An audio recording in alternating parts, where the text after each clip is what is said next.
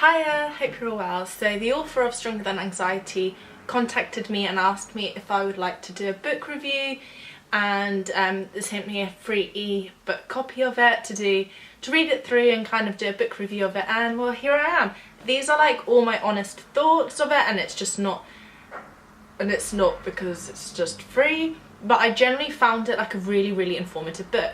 And for someone who has suffered with anxiety and agoraphobia and depersonalization, this book really goes into really in-depth detail on what anxiety is, what the symptoms are, how a person might react, the different types of it, whether it's social anxiety, agoraphobia.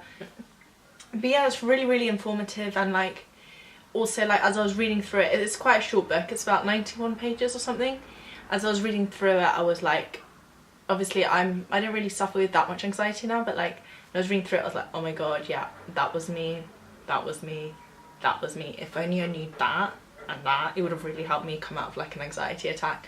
And it goes through different methods of how to overcome an anxiety or a panic attack. For instance, belly breathing, where you like hold just below here, like your chest top above your belly, and like do breathing, and like how like different types of breathing and how it would like kind of calm you down and bring you back into the zone.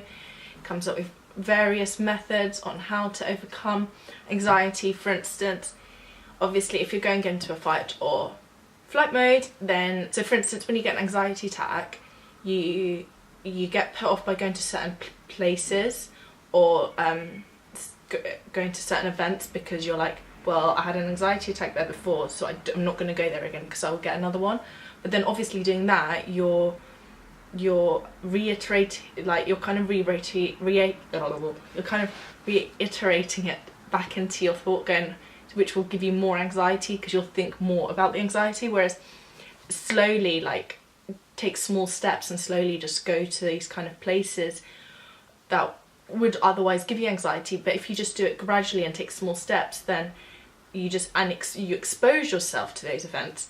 Then so the more you like expose yourself to these places that will give you which would normally give you anxiety attacks, would mean in the long run and over practice, because you're exposing yourself to it and you're facing your anxiety up front, then your body kind of realizes, oh, it doesn't need to go in a flight or fight mode because, well, there's no actual real danger. The danger's just you being scared of getting an anxiety attack, essentially. And it goes through other types of different methods and stuff, which I found really interesting. I also found that another type of way of like kind of like dealing with it is to have no mental dialogue, because obviously when you have anxiety, you're just thinking about it in your head. You're like, oh well, if I go here I'm gonna get anxiety, if I go here I'm gonna get blah, blah, blah. And like no talking about it, and then just fully like embrace the fear and just don't react to it, and then over time and with practice it will help you overcome it. The more you resist the places or the anxiety, the more it will persist.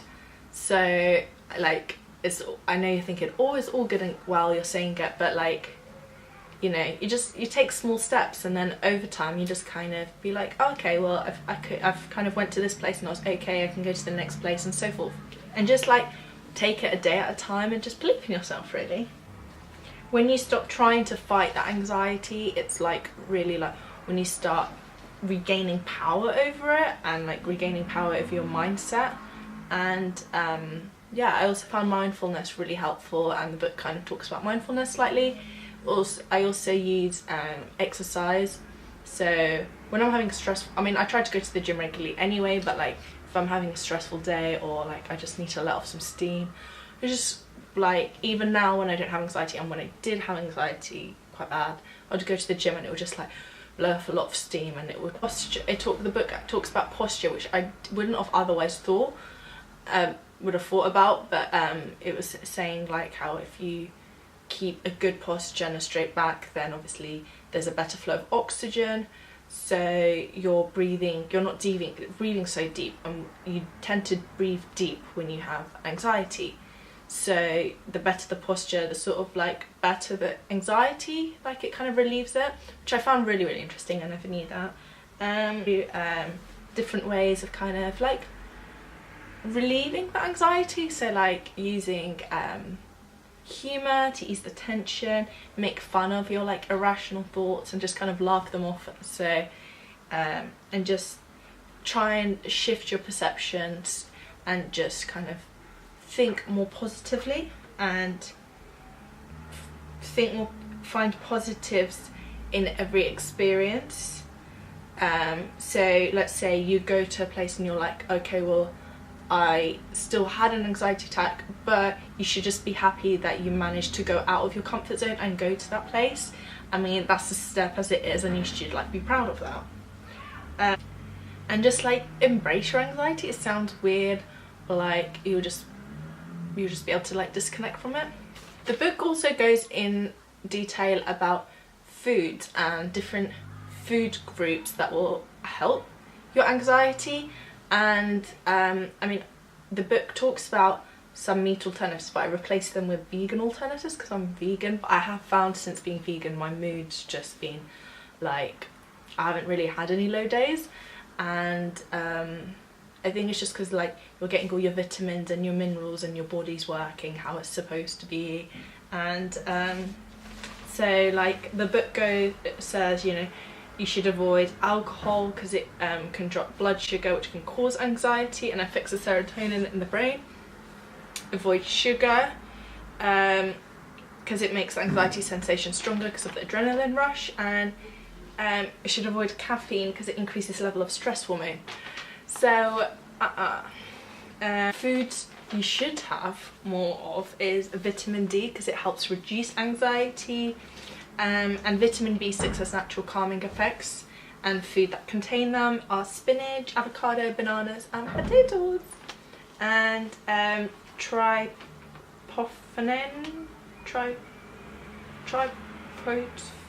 rich foods, I don't know how you pronounce that, but it's got amino acids that provides mood regularity by producing more serotonin. You can find it in oat bran and lentils.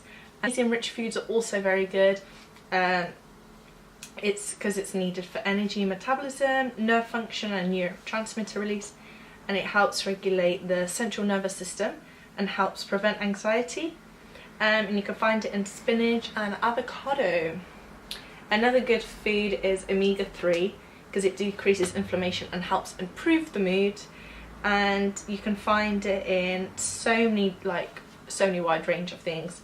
Some include flax seeds, chia seeds, hemp seeds, mustard oil, seaweed, beans, squash, leafy greens, berries, cabbage, wild rice and cloves. And also, of course, drink plenty of water. It helps with your clarity and it helps improve focus.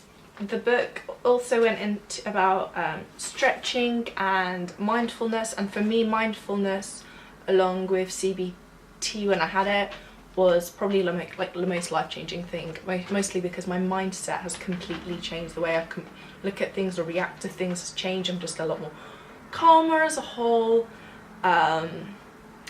It's always just positive thinking. I'm a very optimistic person and always trying to spread the positive love and just try and see the good in everything. I mean, yes, I still have anxiety about small things, but you know, I try and overcome them day by day. Mindfulness, stretching, exercise, diet, and I suppose like, you know, like breathing exercises within mindfulness and CBT have like changed me so much, so I'm just so grateful. Just kind of like face your anxiety and just accept it. And when I think you've accepted it and you fully embrace it, then that's when you're able to overcome it, because you're more kind of like, right, I'm gonna do this kind of thing. And you're not like, oh no, I don't have anxiety, and you don't pass it off and stuff.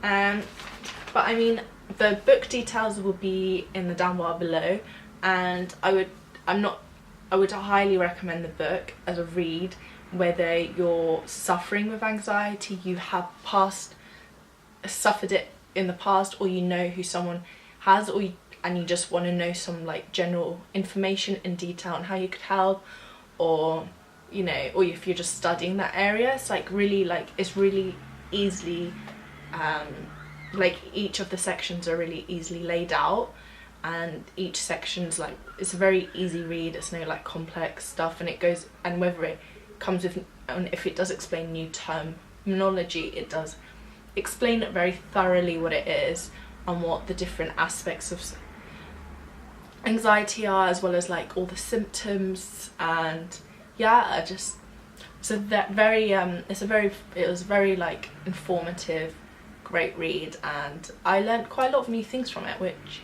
I kind of wish I knew when I did have like worse anxiety. But I am like studying into go into like art therapy and stuff, so it's very informative for me, like in my studies as well.